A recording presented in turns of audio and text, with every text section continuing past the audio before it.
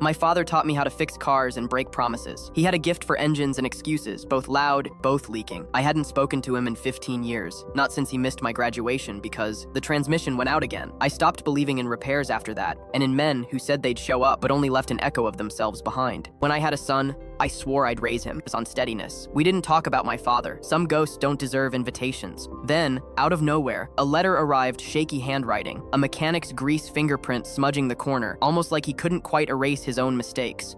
Heard you've got a boy now. I'd like to meet him before I die. Dad. I almost threw it away, but my son found it first. Who's it from? He asked. I said, someone who used to know me. He studied the return address and said, can we go? His curiosity was a mirror I couldn't dodge, reflecting the part of me that still hoped closure was possible.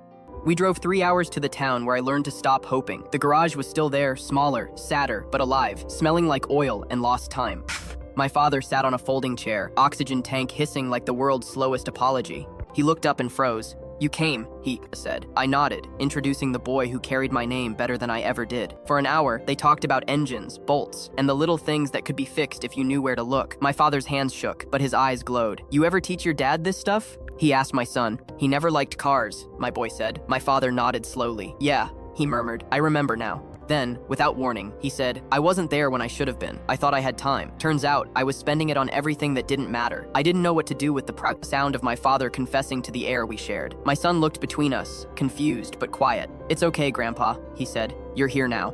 I wanted to list the birthdays he missed, the funerals, the countless waiting nights, but the words died in my throat. The man in front of me wasn't the monster I'd built to survive. He was just a tired mechanic who had run out of tools, trying to give what he could in the time left. When we left, he handed my son a small wrench, the kind you keep in your pocket, for when something small gets loose, he said. My son held it like treasure, already understanding the weight of a gesture that carried more than metal and grip. A week later, my father passed away. The wrench sat on our kitchen counter for days, a quiet relic. My son asked if he could keep it in his backpack, just in case. I said yes, realizing that some lessons are best taught through objects, not lectures. Months went by. One afternoon, I was fixing a loose cabinet handle when my son handed me the wrench. Or when something small gets loose, he said, echoing the voice I thought I'd buried. The wisdom of forgiveness folded neatly into his hands. I tightened the screw, the tool fitting perfectly in mine, and something in me shifted. In that moment, forgiveness wasn't a ceremony. It wasn't a speech or a letter or a night spent rereading old mistakes. It was a shared gesture, passed down like an heirloom no one asked for, but